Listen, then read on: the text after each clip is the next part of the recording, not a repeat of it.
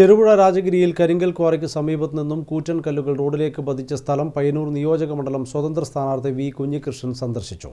ക്വാറിക്ക് അനുമതി നൽകിയത് അഴിമതിയുടെ ഭാഗമായാണെന്ന് അദ്ദേഹം പറഞ്ഞു. UDF നേതാക്കൾക്കൊപ്പമാണ് പയ്യന്നൂർ നിയോജകമണ്ഡലം സ്വതന്ത്ര സ്ഥാനാർത്ഥി വി കുഞ്ഞികൃഷ്ണൻ ചെറുപുഴ രാജഗിരിയിലെത്തിയത്.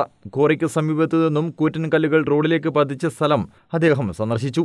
ജനകീയ പ്രക്ഷോഭത്തെ തുടർന്ന് അടച്ചുപൂട്ടിയ ക്വാറിക്ക് 8ഓളം വകുപ്പുകൾ സ്ഥലം സന്ദർശിക്കാതെ അനുമതി നൽകിയത് അഴിമതിയുടെ ഭാഗമായാണെന്ന് അദ്ദേഹം പറഞ്ഞു. ഇന്ത്യയിലെ മറ്റ് സംസ്ഥാനങ്ങളിലുള്ളത്രയും അഴിമതി കേരളത്തിൽ ഇല്ലെങ്കിലും അഴിമതി തീർത്തും ഇല്ലാതായിട്ടില്ലെന്നും കുഞ്ഞികൃഷ്ണൻ പറഞ്ഞു. ഇതൊരു അടച്ചുപൂട്ടിയ ജനകീയ പ്രക്ഷോഭത്തിന്റെ ഭാഗമായി അടച്ചുപൂട്ടിയ ഒരു ക്വാറിയാണ്. ആ അടച്ചുപൂട്ടിയ ക്വാറിക്ക് 8ഓളം സർക്കാർ വകുപ്പുകൾ ഈ പ്രദേശം സന്ദർശിക്കാതെ തന്നെ ലൈസൻസ് പുതുക്കി കൊടുക്കാൻ ആവശ്യമായ നടപടികൾ സ്വീകരിച്ചു എന്നാണ്.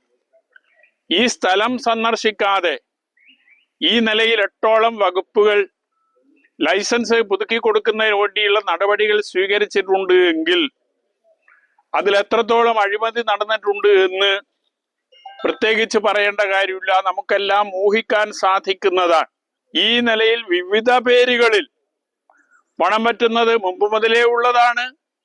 പക്ഷെ അതിനെതിരായിട്ടുള്ള ജനകീയ പ്രക്ഷോഭങ്ങൾ നമ്മുടെ നാട്ടിലാകെ ഉയർന്നു വന്നതിന്റെ ഫലമായി അത് കുറച്ചു കൊണ്ടുവരാൻ നമുക്ക് സാധിച്ചിട്ടുണ്ട്. കേരളത്തിൽ ഇന്ത്യയിലെ മറ്റ് പ്രദേശങ്ങളിൽ ഉള്ളതുപോലുള്ള അഴിമതി കേരളത്തിലില്ല. എന്നാലും അഴിമതി നിർമ്മാർജ്ജനം ചെയ്യാൻ കേരളത്തിൽ സാധിച്ചിട്ടില്ല.